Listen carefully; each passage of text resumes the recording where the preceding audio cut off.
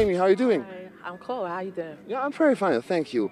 For the viewers who don't know you, can you introduce yourself? Yeah, I'm a jazz singer, and my album's released here. My album's released here, and yeah, it's called Frank, and they should all go and buy it now. Yeah. Have you ever performed at a party in honor of the longest day of the summer? No, I haven't. No. So I'm honoured to be here. yeah, for everything is the first time. Yeah. Yeah. It's your single debut.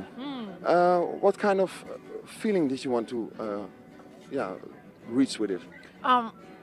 It's really for women who are like with men that they have to support. You know what I mean? I'm not saying the man should support the woman. You should support each other, but you know it shouldn't be more one than the other. So I just wanted to write a song about how I felt like the man and he was like the woman. Yeah. Okay. And is it also the feeling on the whole album?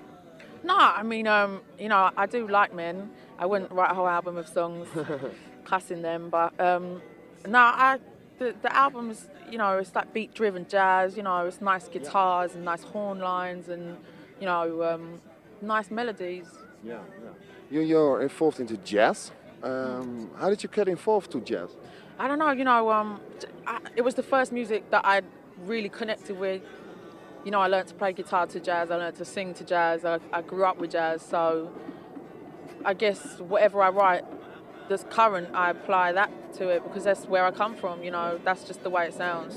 There are a lot of easy jazz singers like Jamie Cullum, Norah Jones, and also you, Amy Winehouse. Did you jump the bandwagon or is it just coincidence? It's a coincidence. I mean, I was writing my album since I was maybe 16. Yeah. So, you know, I'm 20 now. I've been working a long time for what I have and will have, I hope. You know, so I don't know. You know, it's crazy how these jazz singers are coming out, though. You know, and hopefully it will just broaden people's horizons and have people listen to more different types of music. But you cheer for it that it's a kind of a buzz about jazz music right at this moment. You know, I have different views on jazz, you know, than most people. I wouldn't say people singing old songs is jazz, you know what I mean? That's true, yeah. That's, you know, I just want to carry my music forward, you know.